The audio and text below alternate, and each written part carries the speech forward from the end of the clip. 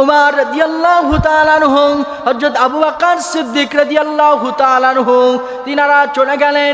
একজন রাখাল শ্রেণীর লোকের কাছে জিজ্ঞাসা করলেন, তোমরা কি এমন আকৃতির কাউকে দেখতে পেয়েছো? অতঃপর ওই রাখাল বলেছিল, এরকম বর্ণনার আমি কাউকে চিনি না, তবে আমি জানি ওই পাহাড় থেকে এমন একজনের কান্না আমি শুনতে পাই যে কিনা প্রতিনিয়ত ক্রন্দনরত রয়েছে। অতঃপর তাদের আর বুঝতে বাকি রইল না, আল্লাহ নবীর সন্ধানে আবু বকর রাদিয়াল্লাহু তাআলা আনহু, হযরত উমর রাদিয়াল্লাহু তাআলা আনহু তিনারা চলে গেলেন পাহাড়ের পাদদেশে। অতঃপর দেখতে পেলেন আল্লাহ নবী মাথা মুবারককে সিজদানত করে দিয়ে আল্লাহর কাছে ইয়া হাবলি উম্মতি, ইয়া হাবলি উম্মতি বলে কাঁদছেন। এমত অবস্থায় সিদ্দিক আকবর আবু বকর রাদিয়াল্লাহু তাআলা আনহু বলেন, ইয়া রাসূলুল্লাহ, ইয়া হাবিবাল্লাহ, হুজুর ওঠেন ওঠেন ওঠেন, আমরা আপনাকে খুঁজতে খুঁজতে পেরেশান হয়ে গিয়েছি। অতঃপর আল্লাহ নবী নিজের মাথা মুবারককে আর উপরে তোলেন না। হযরত আবু বকর রাদিয়াল্লাহু তাআলা আনহু তিনি ঘরে ফিরে এসেছেন। একত্রিত হয়ে মা ফাতেমা রাদিয়াল্লাহু তাআলা আনহার কাছে চলে এসেছেন, চলো চলো চলো তোমার আব্বা জানের কাছে চলো। তিনি আর মাথা মুবারক উপরে তুলছেন না। অতঃপর হযরত ফাতেমাতুজ জাহরা রাদিয়াল্লাহু তাআলা আনহা আল্লাহ নবীর সন্নিকটে যে বলে, ইয়া রাসূলুল্লাহ, ইয়া হাবিবাল্লাহ, যাকে আপনি সর্বপ্রথম সফর থেকে এসে দেখেন এবং সফরে যাওয়ার পূর্বে যাকে আপনি সর্বপ্রথম দেখে চলে যান, সেই ফাতেমা আপনার নয়নের দুলালি আপনার সামনে এসে বলছি, আব্বা জান, ইয়া রাসূলুল্লাহ, ইয়া হাবিবাল্লাহ, আপনার মাথা মুবারক খানা উপরে তুলুন। আল্লাহ নবী তাও মাথা উপরে তোলেন না। আল্লাহ নবী আমাদের জন্য কান্নারত অবস্থায় রয়েছেন। অতঃপর দেখতে পাওয়া যায় এক পর্যায়ে ফাতেমাতুজ জাহরা রাদিয়াল্লাহু তাআলা আনহা বলে, ইয়া রাসূলুল্লাহ, ইয়া হাবিবাল্লাহ, যে উম্মতিদের জন্য আপনি ক্রন্দনরত রয়েছেন, আমার কলিজার টুকরা দুইজন সন্তান রয়েছে, হাসান এবং হুসাইন, তাদেরকে আমি আপনার উম্মতিদের জন্য কুরবান করে দিলাম, আপনার মাথা উত্তোলন করুন। আল্লাহ নবী সেদিন আল্লাহু আকবার, আল্লাহু আকবার, আল্লাহু আকবার বলে নিজের মাথা তুলে বলেছিলেন, এও আমার নয়নের দলালি ফাতেমাতুজ জাহরা, শোনো, আমার আল্লাহ রব্বুল আলামিন তোমার এই দোয়াকে কবুল করে নিয়েছেন। তোমার দুই সন্তান হাসান এবং হুসাইন, তাদেরকে আল্লাহ তার বান্দাদের জন্য, আমার উম্মতদের জন্য কুরবান কবুল করে নিয়েছেন। সুবহানাল্লাহ। হাসান এবং হুসাইন রাদিয়াল্লাহু তাআলা আমাদের জন্য তিনারা কুরবান হয়েছেন।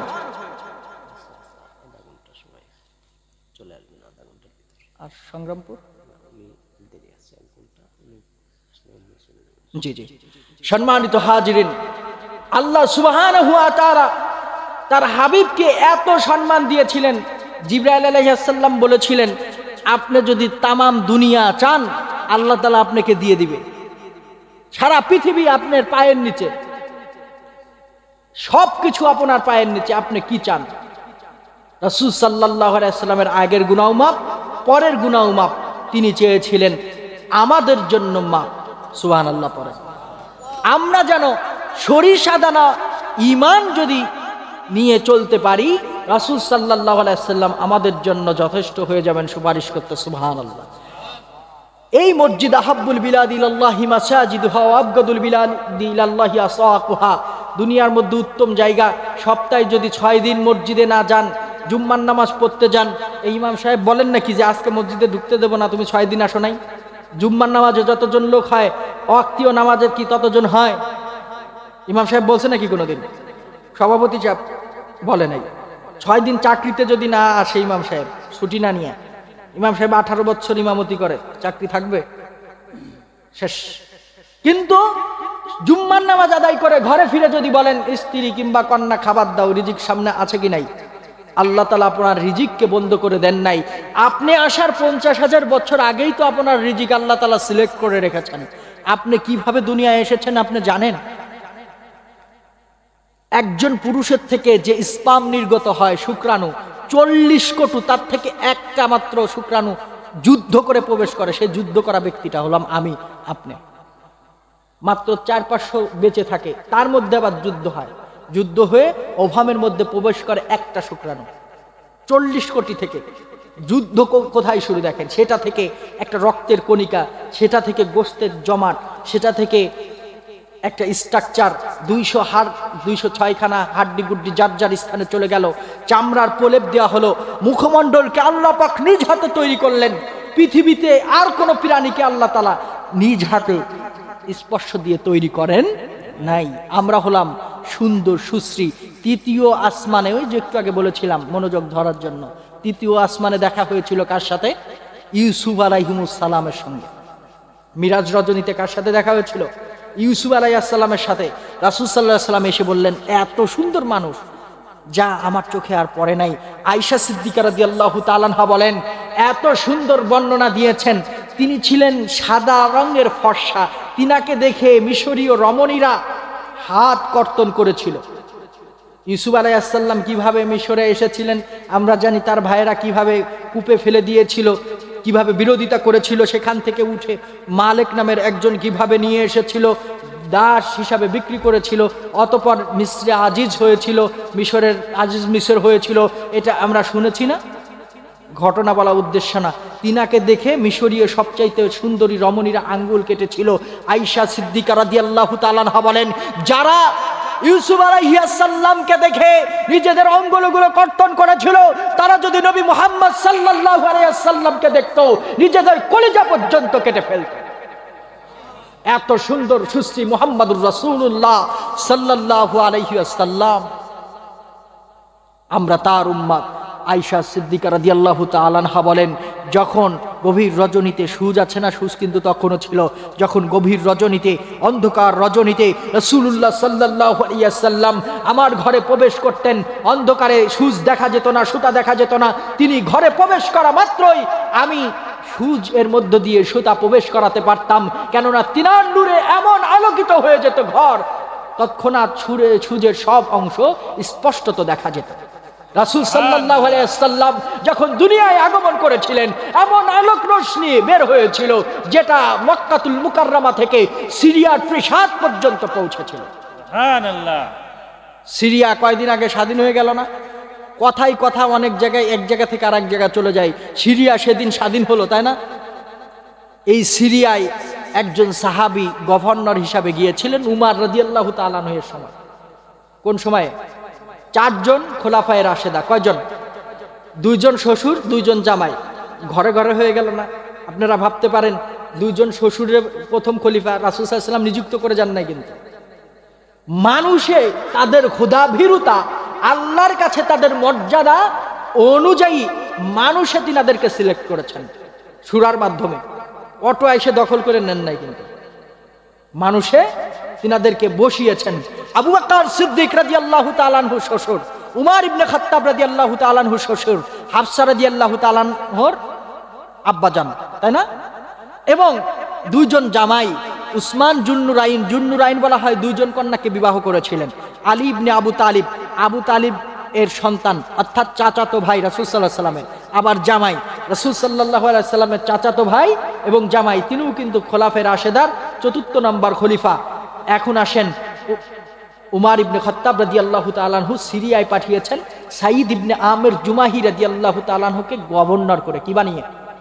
সিরিয়া ছিল তৎকালীন সময়ের সবচাইতে প্রসিদ্ধ বাণিজ্যিক শহর।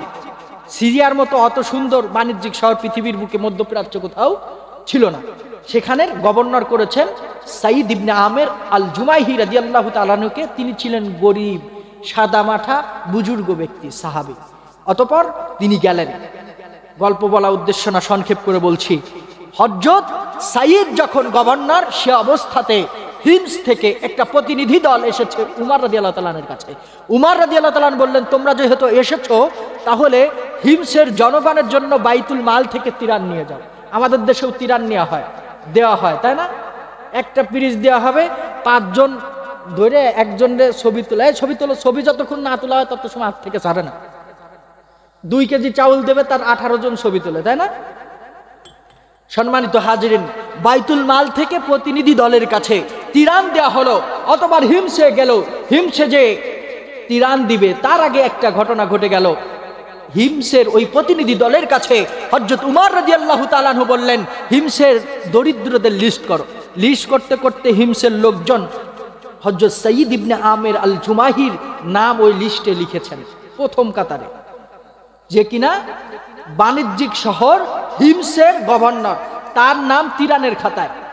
আমাদের দেশে, আমাদের গ্রামে যদি একটু ধনাঢ্য ব্যক্তির নাম চলে আসে, অথবা চেয়ারম্যানের নামই যদি আসে, যত গরিবই হোক চেয়ারম্যান, শোনা মাত্রই তো রেগে যাবে এমপি সাহেব, এই চেয়ারম্যানের নাম দিছিস। চেয়ারম্যান কোনোদিন গরিব হইতে পারে নাকি? চেয়ারম্যান কোনোদিন গরিব হয় না। এই হিমসের গভর্নর হযরত সাইয়্যিদ ইবনে আমের আল জুমাহি রাদিয়াল্লাহু তাআলা আনহু, তিনার নাম দেখে উমর রাদিয়াল্লাহু তাআলা বিস্মিত হয়ে গেলেন। কি রে? অতঃপর তিনার জন্য 1000 স্বর্ণ মুদ্রা আলাদা করে দিলেন, যে গভর্নর যেহেতু 1000 স্বর্ণ মুদ্রা নিয়ে যাও। হযরত সাইয়্যিদ ইবনে আমের জুমাহি রাদিয়াল্লাহু তাআলা আনহুর কাছে যখন এই 1000 স্বর্ণ মুদ্রা নিয়ে হিমসের প্রতিনিধি দল চলে গেল, তৎক্ষণাৎ বলতে লাগলো, হে প্রতিনিধি দল শোনো, তোমরা উপস্থিত থাকা অবস্থায় আমি এই 1000 স্বর্ণ মুদ্রাকে হিমসের জনগণের মধ্যে বিতরণ করে দিতে চাই। তৎক্ষণাৎ সেটা বিতরণ করে দেওয়া হলো। কিছুদিন পরে হযরত উমর ইবনে খাত্তাব রাদিয়াল্লাহু তাআলা আনহু সিরিয়ায় গমন করবেন। সিরিয়া, বর্তমান সিরিয়া বলা হয় না, শাম, সিরিয়া, লেবানন, জর্দান, এইটা কিন্তু শাম এর অন্তর্ভুক্ত ছিল, জানেন? এটা সব মিলে শাম। যখন রাসূল সাল্লাল্লাহু আলাইহি ওয়াসাল্লাম দোয়া করছিলেন, আল্লাহ ফিলিস্তিনও আছে এর মধ্যে, আল্লাহ এদের প্রতি আপনি বরকত দান করেন। নজদ, অর্থাৎ ইরাকের লোকজন বলতেছিল অনজদিনা, অনজদিনা, আল্লাহ নবী নজদের জন্য দোয়া করেন। রাসূল সাল্লাল্লাহু আলাইহি ওয়াসাল্লাম আর বলতেছেন না। তার মানে শামের প্রতি আল্লাহ তাআলা বরকত দান করবেন। কিয়ামত পর্যন্ত শামের মুসলমানদের দৃঢ় ঈমান বুকে ধারণ করবে, বলেন সুবহানাল্লাহ। ফিলিস্তিনের মুসলমানরা শত শত লক্ষ লক্ষ শহীদ হয়ে যাবে, তারপরেও ঈমানকে তারা বিসর্জন দিয়ে ওই ইহুদি জাতির কাছে মাথা মস্তক নত করবে না। ট্যাঙ্কের সামনে ইটের খুয়া নিয়ে ছুঁড়ে মারার দুঃসাহস না, সৎ সাহস তাদের বুকে ধারণ করে, ঠিক কিনা বলেন? তারা বেশি বেশি করে সন্তান জন্ম দেয়, যেন দ্বীনের জন্য, ইসলামের জন্য নিজেদের সন্তানরা জীবন বিলিয়ে দিতে পারে। আর আমরা সন্তান তৈরি করি যেন তারা কামাই করে খাওয়াইতে পারে, তাই না? সন্তান যখন ভূমিষ্ঠ হয়, আমরা যখন ভূমিষ্ঠ হই, আমাদের দাঁত ছিল নাকি? আমাদের যখন দাঁত ছিল না, তখন আমরা কি খাইতাম? দুগ্ধ খাবার, দুধ খাইতাম মায়ের। 2 বছর 2.5 বছরের খাদ্য ভাণ্ডার কে প্রস্তুত করে এনেছেন? আল্লাহ এনেছেন। রিজিকের মালিক আল্লাহ তাআলা আগে থেকে রিজিক সিলেক্ট করেছেন। 3 বছর বয়সে যদি এই মক্তবে পাঠান, এই মক্তবে যদি ইমাম সাহেব পড়ায় যে আজকে আলিফ বা পড়াবো না, আজকে হাট্টি বা টিম টিম, তারা মাঠে পারে ডিম, তোদেরকে শিখাবো আজকে ঘোড়ার ডিম, তাহলে তো এইগুলোই শিখবে। মনে করেন এই মুরব্বী আসছে আপনার বাসায়, তোমার চাচার একটু নাচে দেখাও, তো নেচে দেখাবে যদি আপনি নাচ শিখান। এই যে আজকে দেখে আসলাম আমাদের সায়তর কি হচ্ছে, অনুষ্ঠান হচ্ছে সুন্দরভাবে কোরআন তেলাওয়াত দিয়ে শুরু হয়েছে, আর শেষ হচ্ছে হলো নৃত্য দিয়ে। কি দিয়ে? স্কুলের অনুষ্ঠান হচ্ছে কোরআন তেলাওয়াত দিয়ে শুরু হলো, পরেই গীতা শুরু হলো, তারপরেই গজল নাকি, হ্যাঁ, তারপরে গজল, তারপরে গান, তারপরে নৃত্য, নৃত্য দিয়ে শেষ। প্রধান অতিথি পরে আসবে, খালিদ বিন নাসির আধা ঘন্টার মধ্যে চলে আসবে ইনশাআল্লাহ, ধৈর্য ধরেন। সম্মানিত হাজিরিন, সবচাইতে আকর্ষণীয় যা তা পরে, তাই না? নৃত্যটারে পরে রাখলো, কোরআন তেলাওয়াতে একদম প্রথমে শুভ উদ্বোধক কোরআন তেলাওয়াত দিয়ে দিলাম। যে কথাই ছিলাম, কথায় কথায় মেলা জায়গা থেকে মেলা জায়গা চলে যাওয়া হচ্ছে। ওই হিমসের গল্পটা আগে বলে আসি, তাই না? সাইয়্যিদ ইবনে আমের জুমাহি রাদিয়াল্লাহু তাআলা আনহু, তিনি উমর রাদিয়াল্লাহু তাআলা আনকে সম্ভাষণ জানানোর জন্য দাঁড়িয়ে গেলেন। এরকমের মঞ্চ তৈরি করা হয়েছে, গভর্নর পাশে আছে, এমপি সাহেব আসলে পাশে যে অঞ্চলে আসে সেই জায়গার চেয়ারম্যান থাকে না। হযরত সাইয়্যিদ ইবনে আমের আল জুমাহি রাদিয়াল্লাহু তাআলা আনহু বসে রয়েছেন।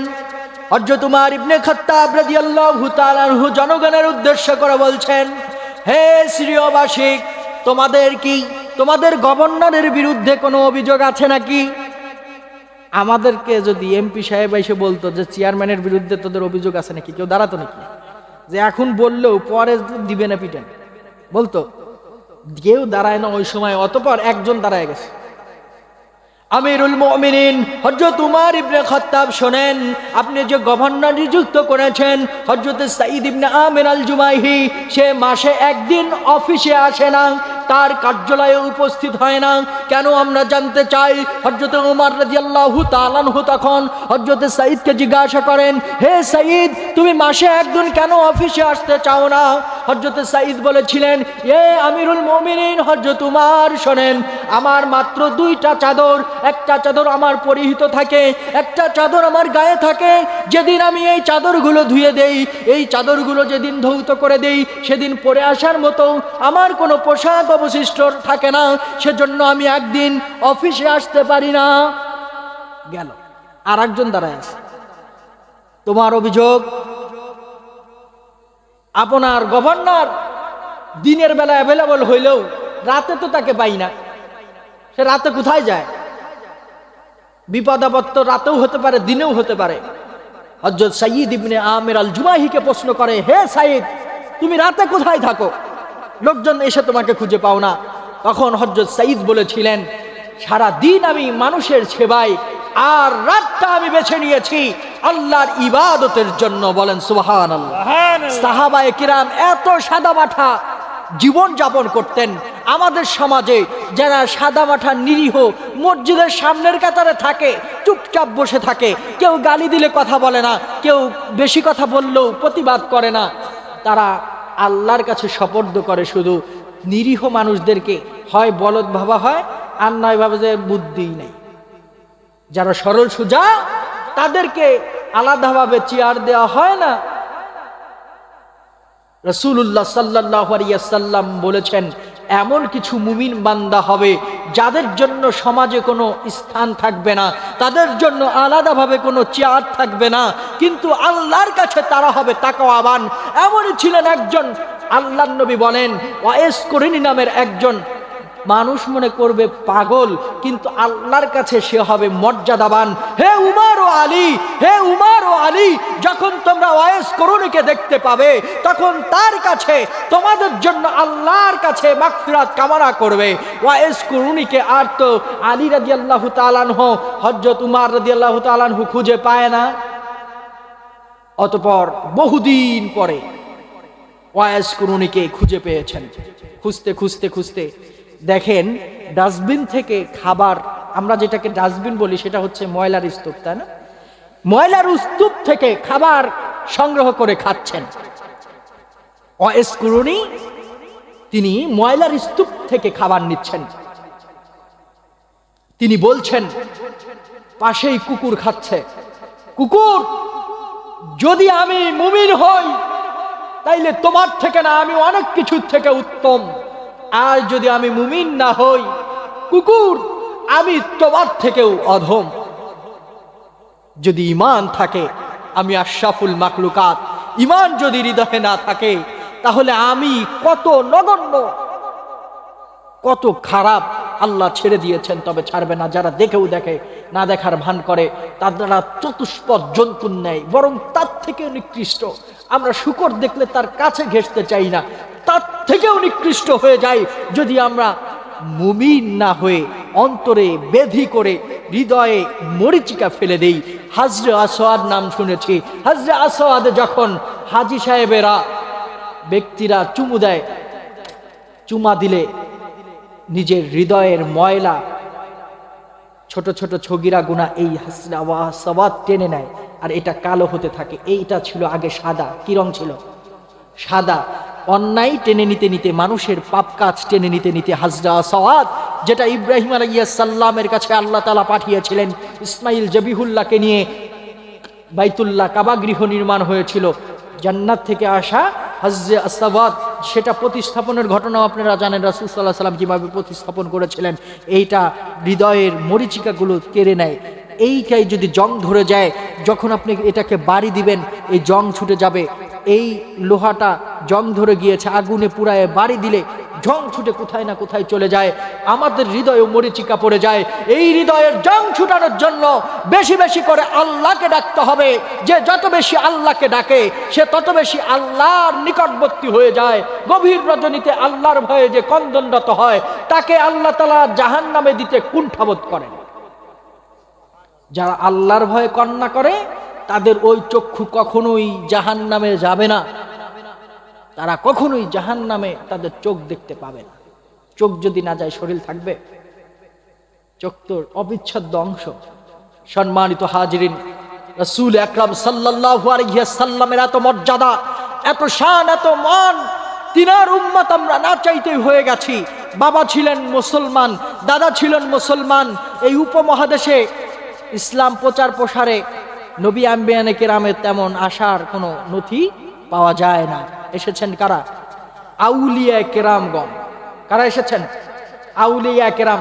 শাহ কারামাতুল জৌনপুরি রহমাতুল্লাহ আলাইহির কাছেই এই বাংলায় 3 কোটি মানুষ মুসলমান হয়েছে। ফুরফুরার পীর আবু বকর সিদ্দিকী আল কুরাইশের কাছে শত শত মানুষ মুসলমান হয়েছে। সিদ্দিকিয়া মাদ্রাসা নাই এমন বাংলাদেশে কোনো প্রত্যন্ত অঞ্চল নেই, এত বেশি মাদ্রাসা করেছেন। আমি সেদিন দলিল ঘাটাঘাটি করতে দেখলাম দলিলে লেখা শ্রী অমক, শ্রী তমক। আমি নিজে দেখলাম, কসম আল্লাহ, শ্রী লেখা আমাদের নামের আগে। এইগুলো লেখা যাবে না। আউলিয়া কেরাম এসে আস্তে আস্তে প্রচার করেছেন। ধুতি এটা আমাদের কালচারের পোশাক না, এইভাবে ধুতির মতো করে মুসলমানরা পড়তো, এটা আউলিয়া কেরাম এসেছেন, এটা আস্তে আস্তে খুলে দিয়েছেন। মাদ্রাসা প্রতিষ্ঠা করেছেন, দিন শিখেছি। এইবার দিন শিখে এইবার এসে গেলাম আউলিয়া কেরামের বিরুদ্ধাচরণ করার জন্য। আউলিয়া কেরামের দেশে এসেছেন দিন প্রচারের জন্য। যারা দিনের জন্য শুধু প্রচার করে, যারা মুখলেস, আলু পটল বাজার থেকে চিনতে পারি, মুখলেস, মুত্তাকি, আল্লাহ সুবহানাহু ওয়া তাআলা বলেছেন সাদিকিন যারা, তাদেরকে খুঁজে বের করে তাদের সঙ্গী হও। সোহবতে সালে তোরা সালে তোলাত, সোহবতে সালে তোরা সালে কোনাত। সৎলোকের সঙ্গী হলে জান্নাতের রাস্তা দেখাবে। মুত্তাকি কারা এটা খুঁজে নিতে হবে। মসজিদে যখন প্রবেশ করবেন নামাজীদেরকেই দেখতে পাবেন, বাজারে যখন যাবেন তখন ক্রেতাদেরকেই দেখতে পাবেন, গানের মজলিসে গেলে সিঙ্গার দেখতে পাবেন। সেজন্য আপনাকে মসজিদে এসে আল্লাহকে খুঁজতে হবে। যখন আল্লাহকে খুঁজতে থাকবেন, আল্লাহর নবীর সুন্নাহকে মেনে চলবেন, অটোমেটিক আপনার সঙ্গে আপনার মানের লোকদের সঙ্গে সম্পর্ক স্থাপন হয়ে যাবে। নতুন লোক এসেই বিড়িখোরের সাথে সম্পর্ক গড়ে ফেলে তাড়াতাড়ি, আছে না নাই? নামাজি লোক নামাজির সঙ্গে তাড়াতাড়ি সম্পর্ক হয়ে যায়। সালাম বিনিময় করবেন, দেখবেন অটো আপনার সঙ্গে আত্মার হৃদ্যতা তৈরি হয়ে গিয়েছে। সম্মানিত হাজিরিন, আল্লাহর নবী মুহাম্মদ সাল্লাল্লাহু আলাইহি ওয়াসাল্লাম এই দুনিয়ায় আসার পরে প্রেক্ষাপট এমন ভাবে পরিবর্তন হতে লাগলো। যারা ছিল ইসলাম গ্রহণের আগে কুখ্যাত, ইসলাম গ্রহণ করার পরে তারা হয়ে গেলেন বিখ্যাত। এমন বিখ্যাত হলেন, জীবনে আর কোনোদিন ঈমানকে ছেড়ে দেন নাই, ঈমানকে খাটো করেন নাই। ঈমান এমন ভাবে নিয়েছেন যা তিনাদের জীবন চলে গেছে, বংশের অনেককে হত্যা করা হয়েছে, ঈমানকে বিসর্জন দেন নাই। বিলাল হাবশী রাদিয়াল্লাহু তাআলা আনহু এর কথা একটু আগে বলছিলাম, মসজিদুন নববীতে আজান দিতেন। গপ্তে হাতে বাঙ্গে বিলাল খুরশিদি দারাল শালা জুল জালাল। হযরত বিলাল হাবশী রাদিয়াল্লাহু তাআলা আনহু মসজিদুন নববীতে আজান দিতেন। তিনার আজানের মধ্যে আল্লাহ পাকের এমন ইশক মোহাব্বত ছিল, তিনার আজান আল্লাহ পাকের আরশ মুআল্লায় পর্যন্ত পৌঁছে যেত। সাহাবায়ে কেরাম একদিন আল্লাহর নবীর কাছে আরজ করলেন, ইয়া রাসূলুল্লাহ, ইয়া হাবিবাল্লাহ, সুন্দর গলার একজন আজকে ফজরের আজান দেখ। অতবার অনুমতি দেওয়া হলো, এটা আমরা জানি, তারপরে বলছি এজন্য। অতবার আজান দেওয়ার অনুমতি দেওয়া হলো। হযরতে বিলাল হাবশী রাদিয়াল্লাহু তাআলা আনহুকে অপসারণ করা হলো। অতবার দেখতে পাওয়া যায় আল্লাহ পাক রাতকে অতিবাহিত করে সকাল করেন। সকাল আর হয় না। জিবরাইল আলাইহিস সালাম আল্লাহ নবীর কাছে এসে উপস্থিত হয়েছেন। ইয়া রাসূলুল্লাহ, ইয়া হাবিবাল্লাহ, মসজিদুন নববীতে তো আজ আজান হলো না। আজান হয়েছে এটা জিবরাইলও জানেন, আল্লাহও জানেন। আল্লাহ নবী বলেছিলেন, আর শুধু বিলাল আজান দেয়নি, জিবরাইল আলাইহিস সালাম বলেছিলেন আপনার প্রিয় সাহাবী বিলাল আজান দিলে আল্লাহ পাকের আরশ মুআল্লায় পর্যন্ত পৌঁছে যায়। আল্লাহ পাকের আরশ মুআল্লায় পৌঁছালে সেখানে থাকা আল্লাহ তাআলার আসমানে থাকা একটা মোরগের সাথে সাথে কুকুর কুরু কুক বলে শব্দ করে, আজানের ধ্বনির সঙ্গে প্রতিধ্বনিত হয়, আর সাথে সাথে তামাম পৃথিবীর মোরগগুলোও ডাকতে থাকে। সুবে সাদেক হওয়ার পরে আস্তে আস্তে করে সকাল হতে থাকে। হযরত বিলাল হাবশী রাদিয়াল্লাহু তাআলা আনহু আজ আজান না দেওয়ার কারণে এটা আজ আর হয় নাই। অতঃপর আবার বিলাল রাদিয়াল্লাহু তাআলা আনহুকে এনে আজান দেয়া হলো। এই ঘটনা জানি শুধু এটা বুঝাচ্ছি বিলাল রাদিয়াল্লাহু তাআলা আনহু ছিলেন দাস। প্রাথমিকভাবে কি ছিলেন? দাস ছিলেন, কৃতদাস। যা হুকুম করবে তা মানতে সে বাধ্য ছিল। তিনাকে আবু বকর রাদিয়াল্লাহু তাআলা খরিদ করে নিয়েছিলেন যদিও পরে। তিনি গুরাবুন খ্যাত ছিলেন, কালো ছিলেন চেহারা, কিন্তু অনেক বেশি সুশ্রী ছিল না। অবশ্যই তিনার দিল দ্বারা তিনি সুশ্রী, তিনার হৃদয় দ্বারা তিনি আমাদের থেকে কোটি কোটি গুণ বেশি সুশ্রী, কিন্তু তিনাকে দেখতে কালো দেখাতো। তারপরেও আল্লাহ পাক তার মর্যাদা হৃদয় দ্বারা প্রদান করেছেন। তার হৃদয় ছিল আল্লাহ এবং আল্লাহর রাসূলের জন্য দেওয়ানা, সেজন্য তিনি এত বেশি মর্যাদাবান হয়েছেন। তিনি যখন আজান দেন নাই সকালে, হয় না উমর ইবনে খাত্তাব রাদিয়াল্লাহু তাআলা রাসূল সাল্লাল্লাহু আলাইহি ওয়াসাল্লামকে হত্যা করার জন্য এসেছিল, আল্লাহর নবীর কাছে এসে তিনি এমন ভাবে দিন গ্রহণ করেছিল, তামাম কাফেরদের জন্য তিনি আতঙ্ক হয়ে গিয়েছিলেন, তাই না? তিনি যখন ইসলাম গ্রহণ করলেন, দারুল আরকাম থেকে আল্লাহু আকবার ধ্বনি দিয়ে 11 জন 2টা কাতার করে বাইতুল্লাহর দিকে অগ্রসর হয়ে বলেছিলেন, কে আছো আরবের বুকে, কে আছো আমার সামনে এসে দাঁড়াও, আমি মুহাম্মদ সাল্লাল্লাহু আলাইহি সাল্লামের দিন গ্রহণ করেছি, যদি তোমাদের সাহস থাকে আমার সামনে আসো। উমর রাদিয়াল্লাহু তাআলা নিয়ে সেদিন বাইতুল্লাহ সামনাসামনি চলে এসেছিলেন, ইসলামকে সেদিন জাহির করে দিয়েছিলেন। তিনি ছিলেন ইসলাম গ্রহণের আগে কুখ্যাত, ইসলাম গ্রহণের পরে হয়ে গেলেন বিখ্যাত। সম্মানিত হাজিরিন, আমরা পরিপূর্ণ মুমিন হওয়ার আগে একরকম, পরিপূর্ণ মুমিন হতে পারলে আমাদের জীবনের ধারা প্রেক্ষাপট পরিবর্তন হয়ে যাবে। সেজন্য আমার আল্লাহ সুবহানাহু ওয়া তাআলা জানান, এ আমার বান্দারা তোমরা শোনো, তোমরা মৃত্যুবরণ করবে না অতক্ষণ পর্যন্ত যতক্ষণ না তোমরা পরিপূর্ণ মুমিন না হতে পারো। পরিপূর্ণ মুমিন না হলে আমরা মৃত্যুবরণ করব কি করব না, মৃত্যুর ভয়ে যেখানেই পলায়ন না করি না কেন সেখানেই মৃত্যু আমাদের যাবে কি যাবে না। মৃত্যুর ভয়ে যেখানেই যাই না কেন, সমুদ্রের তলদেশে একটা কাচের ঘর তৈরি করলাম, সেখানেও কিন্তু মৃত্যু পৌঁছে যাবে। সমুদ্রের তলদেশে ছোট্ট ছোট্ট অনুজীবদের যদি আল্লাহ তাআলা রিজিক দিয়ে থাকেন, আমাকে দুনিয়ায় রিজিক দিতে পারবেন কি পারবেন না? মারিয়া আলাইহিস সালামকে যদি ঘরের মধ্যে বন্দী অবস্থায় খাবার দিতে পারেন, মুসা আলাইহিস সালামের উম্মতদের যদি মান্না ওয়া সালওয়া দিতে পারেন, আমাদের জন্য আল্লাহ তাআলা রিজিক বরাদ্দ করেছেন, দিবেনই। তবে আমাদের সেই রকম ঈমান, সেই রকমের দিল, সেই রকম ইচ্ছাপূর্ণ জীবন যাপন করতে হবে, ভয়ত্রত্ববোধ রক্ষা করে তারপরে জীবন পরিচালনা করতে হবে। দেখেন আমরা কত সুন্দর মানুষ, ঘোড়াগুলো দেখতে একরকম, গাধাগুলো দেখতে একরকম, পিপিলিকাগুলো দেখতে একরকম, কিন্তু মানুষের ভিন্নতা আল্লাহ সুবহানাহু ওয়া তাআলা কিভাবে দিয়েছেন। প্রত্যেকটা মানুষ একের থেকে অন্যের বিপরীত, অন্যরকম দেখায়, এক একজন এক এক রকম দেখায়। একই মাতৃগর্ভে জন্মগ্রহণ করে, চেহারা ভিন্ন রকম, একই মাতৃগর্ভে জন্মগ্রহণ করে, কালচার ভিন্ন রকম। একজন হয় মুমিন, একজন হয় কুমিন, আছে কি নাই? তার মানে যে যত বেশি তাকওয়াবান হতে চায় সে তত বেশি আল্লাহর কাছে রাস্তা খুঁজে পেয়ে যায়। সম্মানিত হাজিরিন, আল্লাহ সুবহানাহু ওয়া তাআলা দুনিয়ায় অসংখ্য অসংখ্য নিদর্শনাবলী আমাদের সামনে রেখেছেন।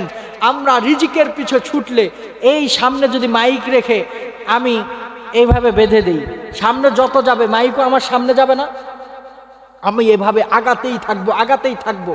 টিনের ঘর আছে, ইটের ঘর করতে চাই, ইটের ঘর আছে, বিল্ডিং করতে চাই, এভাবে আমাদের আকাঙ্ক্ষা আর আকাঙ্ক্ষা থাকবেই, আমাদের আকাঙ্ক্ষা শেষ হবে না। কিন্তু যখন আমি ঈমানের স্বাদ গ্রহণ করব, হৃদয়ে ঈমান থাকবে, তখন আমার দুনিয়ার মোহ অটোমেটিক দূরে যেতে থাকবে।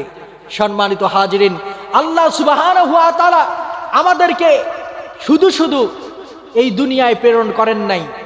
আমরা যখন আমাদের সন্তানদেরকে দুনিয়া আসলো, তাদের ডান কানে আজান আর বাম কানে ইকামত দিলাম, 3 বছরে কুরআনুল কারীম শিখার জন্য আরবি আলিফ বা তা শিখালাম, তারপরে 7 বছর বয়স হলো তাদেরকে নামাজের জন্য উৎসাহ দিলাম, 10 বছর বয়স হলো তাদেরকে নামাজে আসতে বাধ্য করতে হবে। এই গ্রামে যদি 140 ঘর থাকে, এই মসজিদের অধিভুক্ত 140 জন অন্তত ফজরের নামাজে মসজিদে থাকা উচিত, ঠিক কিনা বলেন? একজন তো আছে না, একজন না একজন তো আছে এই পরিবারে। 10 বছর না বয়স হয়েছে, তার জন্য নামাজ কম্পালসারি, বাধ্যতামূলক। যদি ছেলে হয় মায়ের বিছানায় ঘুমাবে না, যদি মেয়ে হয় বাবার বিছানায় ঘুমাবে না। 12 বছর হয়েছে, প্রহার করুন। এখানে যদি আগুন লেগে যায় আর এনার সন্তান যদি এখানে থাকে, ইনি কোনোদিন পারবে এখান থেকে তার সন্তানকে না সরিয়ে উনি এখান থেকে চলে যেতে পারবে নাকি? ইনি যদি জানেন যে এই আগুন তাকে ধ্বংস করে দিবে, অবশ্যই ইনাকে নিয়ে যাবে। ফজরে আপনার সন্তান ঘুমিয়ে থাকলো, আপনি মসজিদে চলে আসলেন, মুসল্লি সামনের কাতারে বসলেন, আপনি তো শুনেছেন, আপনি তো জেনেছেন যে ঘুমিয়ে থাকলে জাহান্নামে 2,88,00,000 বছর উঠতে হবে। আপনি তো জানেন নামাজ মানুষকে অশ্লীল বেফাইসা খারাপ কাজ থেকে বিরত রাখে। ইন্নাস সালাতা তানহা আনিল ফাহশাই ওয়াল মুনকার, যাবতীয় অন্যায় থেকে মানুষকে, অশ্লীল কাজ থেকে বিরত রাখে নামাজ। আপনার সন্তানকে মানুষ করতে না পেরে আপনি কত হতাশায় ভোগেন। নারায়ে তাকবীর, নারায়ে তাকবীর। ডুবরার পীর সাহেব হুজুর এসে গেছেন, আমরা খুশি না বাজার? সম্মানিত হাজিরিন, আমাকে গড়তে হবে, আমার সন্তানদেরকে গড়তে হবে, নিজেকে চিনতে হবে, আমি যা জানি তা জানাতে হবে। আমরা সবাই জানি ইসলামের মূল স্তম্ভ 5টা। কয়টা? বুনিয়াল ইসলামু আলা খামসিন, শাহাদাতু আল্লা ইলাহা ইল্লাল্লাহু ওয়া আন্না মুহাম্মাদু ওয়া ইকামুস সালাত ওয়া ইতাউজ যাকাত ওয়া হজ্জুল বাইত ওয়া সাওমুর রমাদান। ইসলামের মূল স্তম্ভ হলো 5টা। যারা ঈমান আনয়ন করেছে, ঈমান আনার পরে তার জন্য নামাজ কম্পালসারি, হজ যাকাত সিয়াম সাধনা করা তাদের জন্য কম্পালসারি, জানি কি জানি না?